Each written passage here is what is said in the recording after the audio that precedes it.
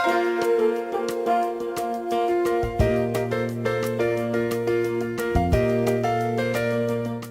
can we communicate vital information about substance abuse, domestic violence, and depression to young people? The acting group Stories of Substance uses drama, humor, and music to educate healthy choices. Hello, I'm Art Flesher from Suffolk County Health Department's Division of Community Mental Hygiene. I'm your host for Something of Substance, a monthly video magazine. Welcome back. Each month we show you how substance abuse, mental illness, and developmental delays affect you, your kids, and your community. We'll also give you a few examples of how services in Suffolk County help people find the inner resources they need to tackle their problems.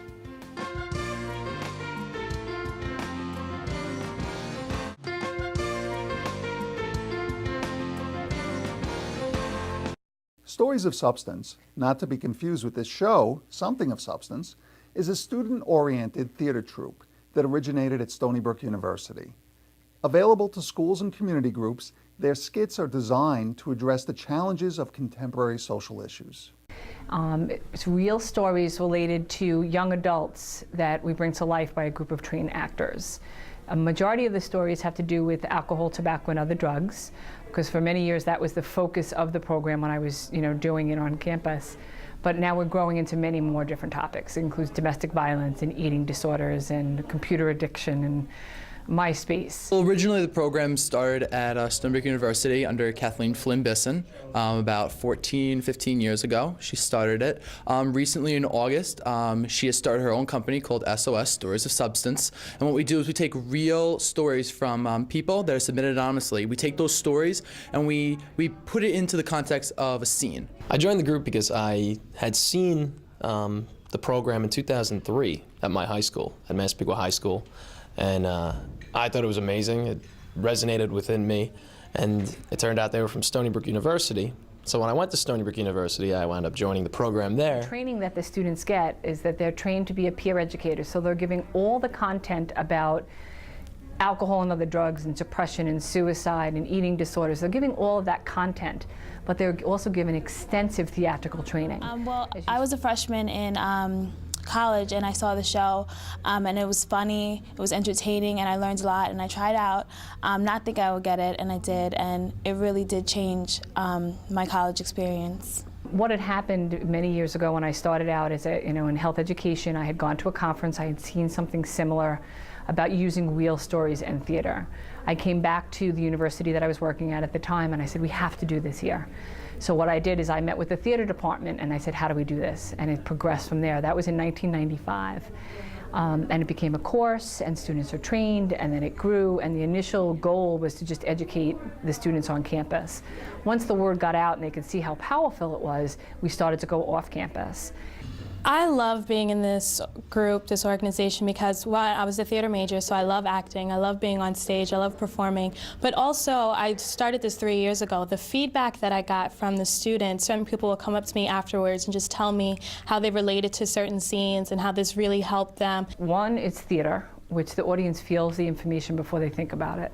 Especially when you're dealing with young adults, you want to get them to get past that "not me" or "could never happen to me." And if they feel it and they have that impact, they tend to hear the information. What I find most rewarding about the show is after it's all done, when you have one specific person that comes up to you and says, you were in the scene that dealt with family alcoholism or domestic violence, and they say, the same thing happened to me and it really touched me, and they almost have like an emotional moment right there, and it's just a perfect stranger that has no problem sharing that with you because they're in that same situation, and to know that you've affected somebody like that is just amazing.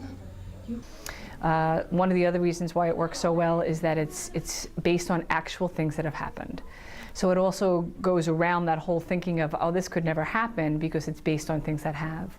Like not too long ago, we were performed at a high school, and a freshman, a 14-year-old girl came up to us and she said, I blacked out 2 years ago. So she was no older than 12 when she started experiencing these things, and they relate to us. And I just feel like even though I'm having a great time when I'm on stage, having fun, working with my friends, I'm impacting people too, and I'm helping, and I enjoy doing that.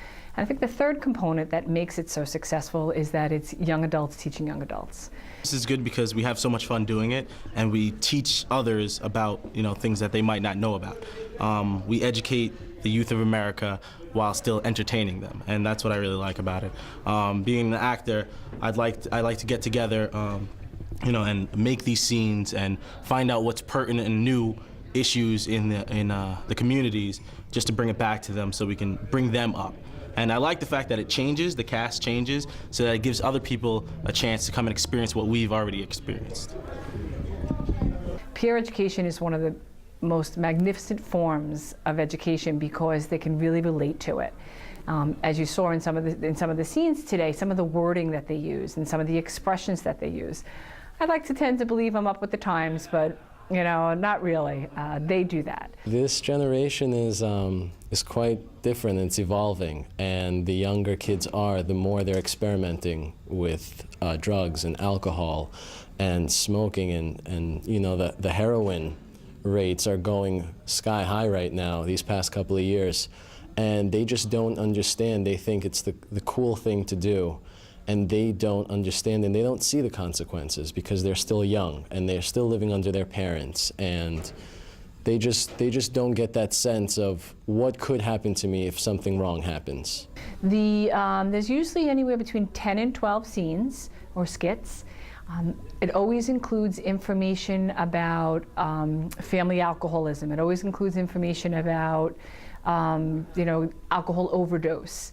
There's always specific things that it includes, but depending on what's going on, like I would believe some of the scenes that will be coming will have to do with heroin, because that is something that is absolutely affecting our youth right now.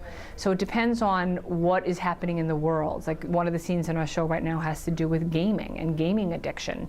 That the fact that there are young adults who are on the computer to the level that it's truly affecting their lives. People don't really think that students or people can be addicted to video games. They just think that it can only be substances.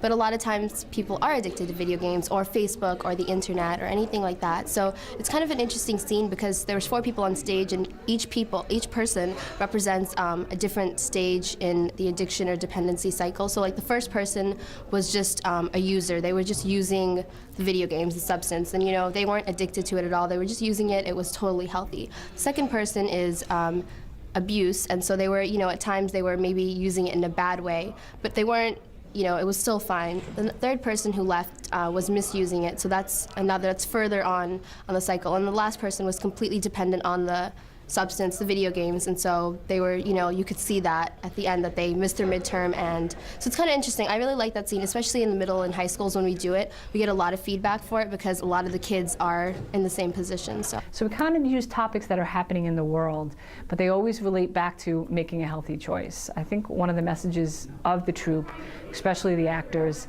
is the whole idea that put the information out there so you can make a healthy choice. We don't get into no, even though some of the audiences we present to, we know they're under 21, we know that there are definitely some things they should be saying no to, but I think that shuts off the audience when you start with no, where here it is, make a choice. You can contact Stories of Substance at area code 631-220-0258. Up next, hear about one man's struggle with problem gambling. Stay tuned, we'll be right back.